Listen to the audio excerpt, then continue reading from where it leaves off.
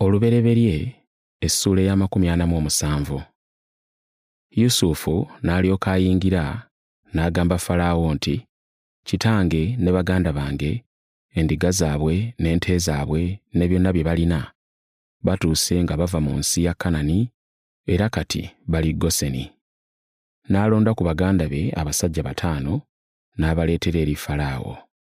Falaawo n'ababuuza nti, “Mukola mulimu ki?” Ne baddamu Falaawo nti, “Abaddu bo tuli basumba nga bajjajjaffe bwe baali.” Ne bagamba Falaawo nti, “Tuzze okutuula mu nsi eno kubanga enjala nnyingi mu nsi ya Kanani, so tewali muddo gwa kuliisa bisibo byaffe. Kale kaakano tukwegayiridde kkiriza abaddu bo batuule e Goseni.” Falaawo n'agamba Yusufu nti, “Kitaawo ne baganda bo bazze gy'oli. Ensi y'e Misiri eri mu maaso go. Kale laba wasinga obulungi e Goseni w'oba obatuuza, era oba omanyi ku bo ab'amagezi bafuule abalunzi b'ente zange.” Awo Yusufu n'ayingiza Yakobo kitaawe n'amwanjula eri Falaawo. Yakobo n'asabira Falaawo omukisa. Falaawo n'abuuza Yakobo nti, “Olina emyaka emeka?” Yakobo n'amuddamu nti, “Nina emyaka 13.” Emyaka egyo gibadde mitono era mibi, tegyenkana gya bajjajjange gye baawangaalanga. Yakobo era n'asabira Falaawo omukisa n'alyoka avaayo. Yusufu n'asenza kitaawe ne baganda be n'abawa obutaka mu nsi y'e Misiri awasinga obulungi era Mesesi nga Falaawo bwe yalagira. Yusufu n'aliisa kitaawe ne baganda be n'ab'ennyumba zaabwe zonna emmere.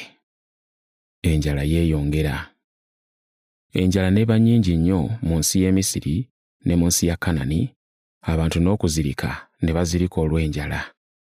Yusufu n'aguza eŋŋaana abantu bonna ab'omu nsi y'e Misiri ne mu nsi ya Kanani, n'akuŋŋaanya effeeza nnyingi n'agiteeka mu ggwanika lya Falaawo. Effeeza yonna bwe yaggwaawo mu nsi y'e Misiri n'eya Kanani, Abamisiri bonna ne bagenda eri Yusufu ne bamugamba nti, “Tuwe emmere tuleme kufa, kubanga ffeeza etuweddeko.” Yusufu n'abaddamu nti, “Obanga effeeza ebaweddeko, muleete ensolo zammwe mbaweemu emmere.”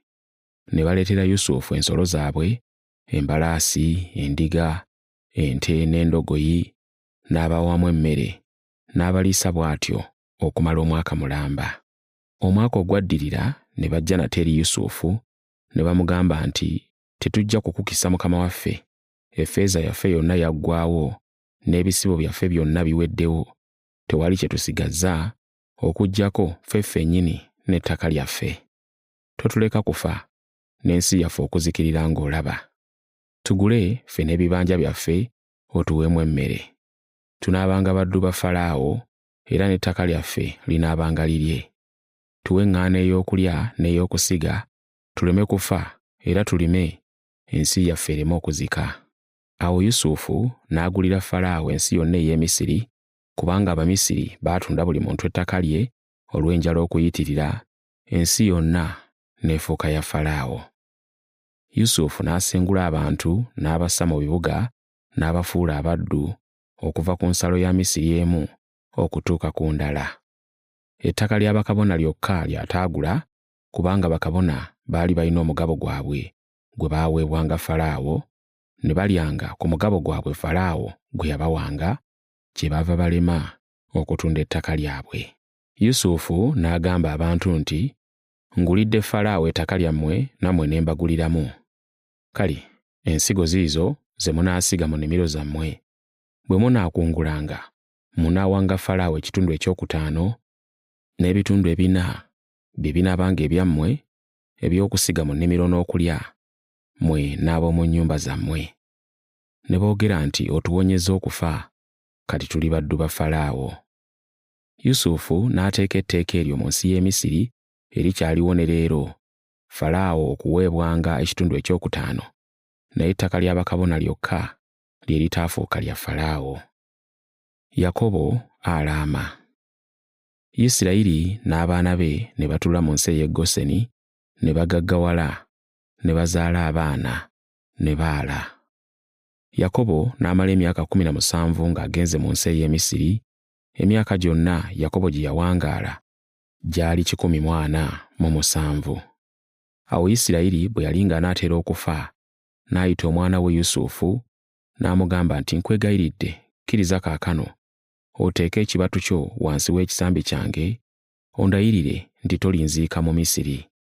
Bwe mba nga nfudde, onzijjanga mu Misiri n'onziika ku butaka bwa bajjajjange.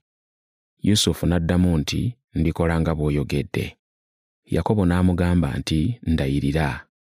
N'amulayirira. Isirayiri n'avuunama emitwetwe n'asinza.